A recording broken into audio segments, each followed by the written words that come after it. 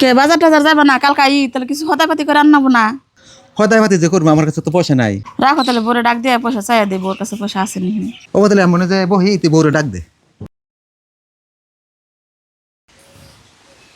ও বউ, বউ কনে গো তুমি এনা আছে? কি করলাম মা ডাউনকে আমি কলে পরে কাপড় চোপড় ধরে গেছিলাম। দেখে যে কিনে গে তোমার শ্বশুর বাজার যাবো, ঈদের কটা বাজার হতে করবো, তাহলে কটা টেহা দেও যে হেরে বাজার করে নিয়ে গে। আমার ঠে তো বেশি টেহা না, 1000 টেহা আছে, খারান আমি নিয়ে আইতেছি। এই যে আমার ধরুন এই যে টেহা আর এই যে ব্যাগ। ধরো ও বদলে আমি বাজারে যাই। যাও।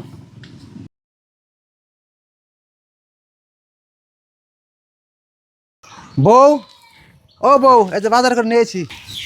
দেহি কি কি বাজার করে নিয়ে শুন দেহি।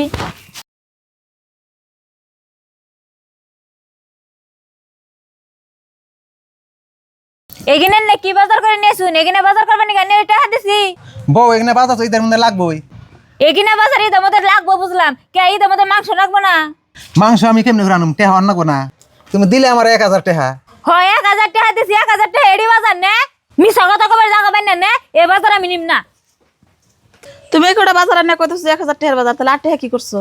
বউ তো হাসা কথাই কইছে, আসলে 1000 টেহার বাজার না। এই তুই চুপ থাক, টেহা বাঁচি আমি পকড়াতেছি। এই যে কালকে ঈদের মধ্যে গেলে আমার লাগবে না, পোলাই তার দিব না। ও তাহলে আমি এটি নিয়ে ঘরে থে দিতেছি।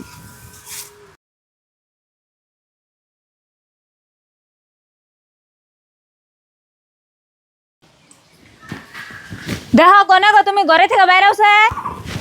কি কও সাবিনা?